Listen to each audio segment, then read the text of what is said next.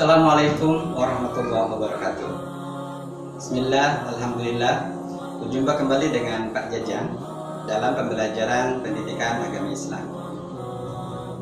Kali ini kita akan membahas tentang kurban dan akikah.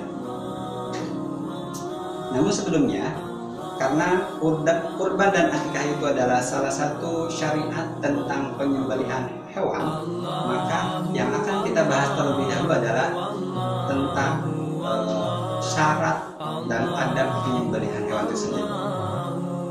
Karena ketika hewan yang disembelih tidak dengan syarat yang disyariatkan, maka status sembelihannya menjadi bangkai dan haram untuk dimakan.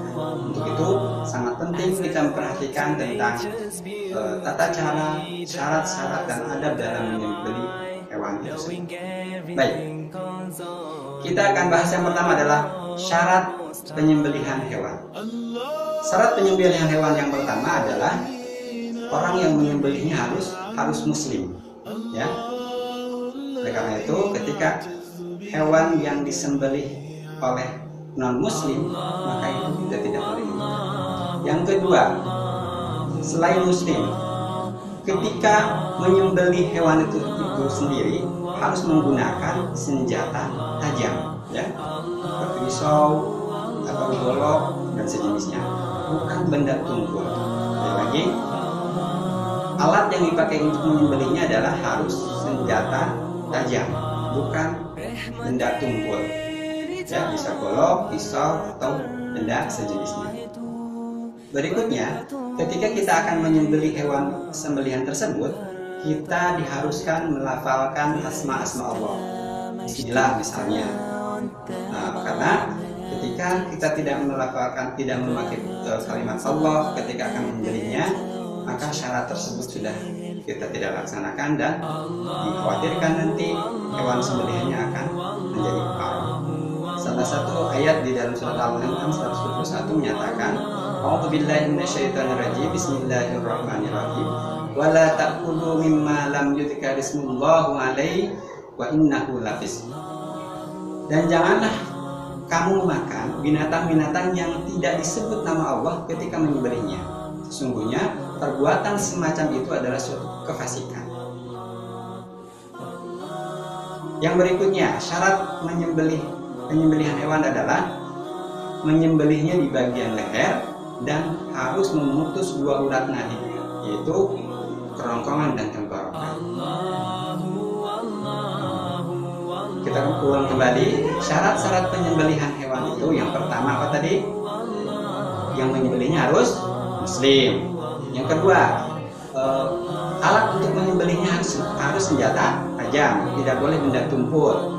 Dan yang ketiga, ketika akan menyembelihnya kita harus melafalkan asma Allah, Bismillah misalnya. Dan yang keempat adalah menyembelihnya di bagian leher dan harus memutus dua urat nadi, yaitu kerongkongan dan tenggorokan. Itu tadi syarat menyembelih hewan. Jadi kalau hewan tidak disembelih dengan empat yang syarat tadi, maka kita tidak boleh memakan. Berikutnya, selain syarat ada lagi adab. Kalau adab ini bicaranya adalah etika, ya. Ketika kita akan menyembelih hewan, perlu diperhatikan setidaknya ada 4 poin. Yang pertama adalah tadi mengiringi bacaan Bismillah. Kalau tadi kan disyarat harus ada kalimat Bismillah atau asma Allah. Nah, kalau di dalam adabnya selain Bismillah ada lagi kalimat berikutnya, yaitu kalimat takbir. Misalkan kalau tadi disyarat itu kan cukup Bismillah saja. Tapi kalau di adabnya kita dianjurkan untuk menambahkan lafaz takbir, Bismillahi Allah Akbar, ketika kita akan menyembelih hewan tersebut. Itu yang pertama. Yang kedua, tidak menyembelih hewan yang sedang menyusui.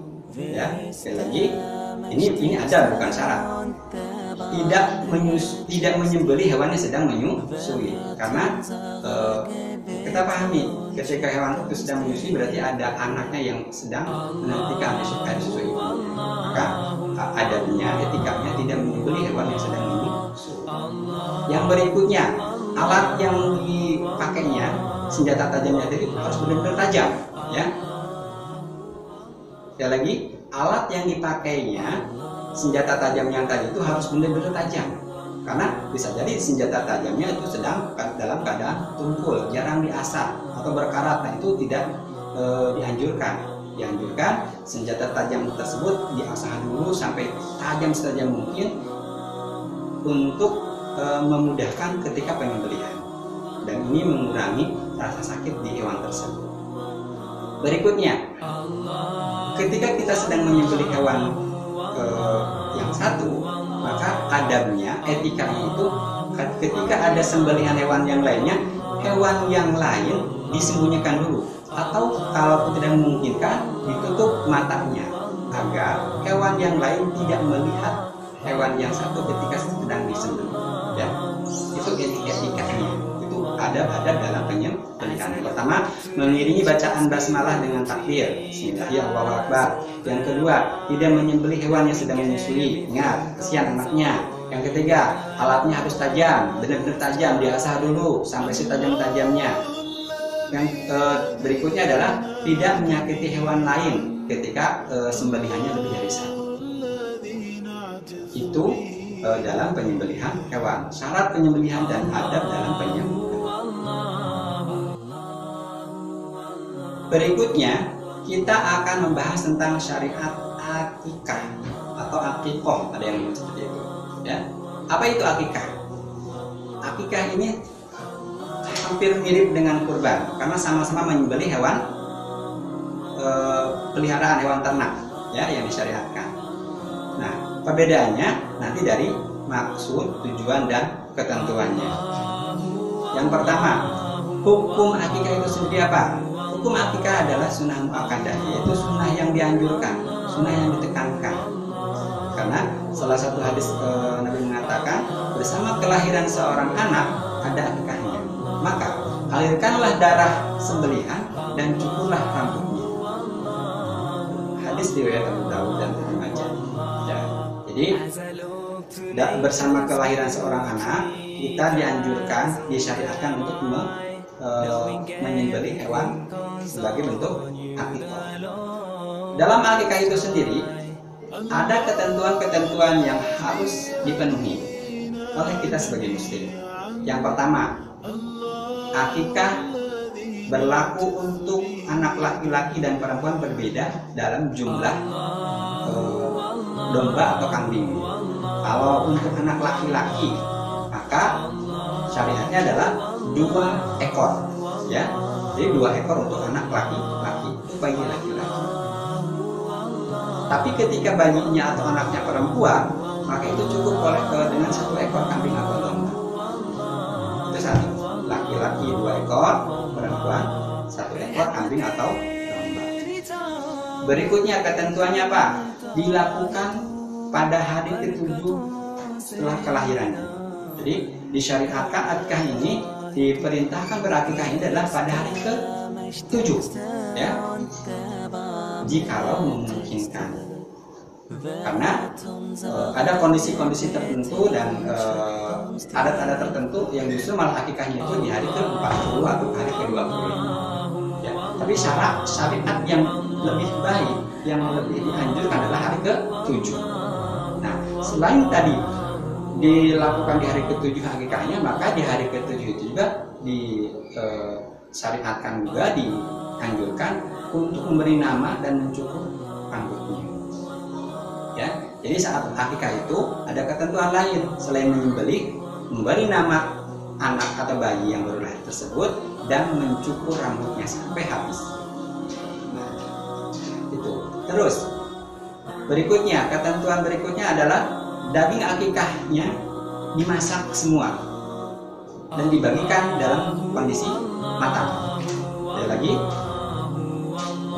daging akikahnya dimasak semua dan dibagikan dalam kondisi matang.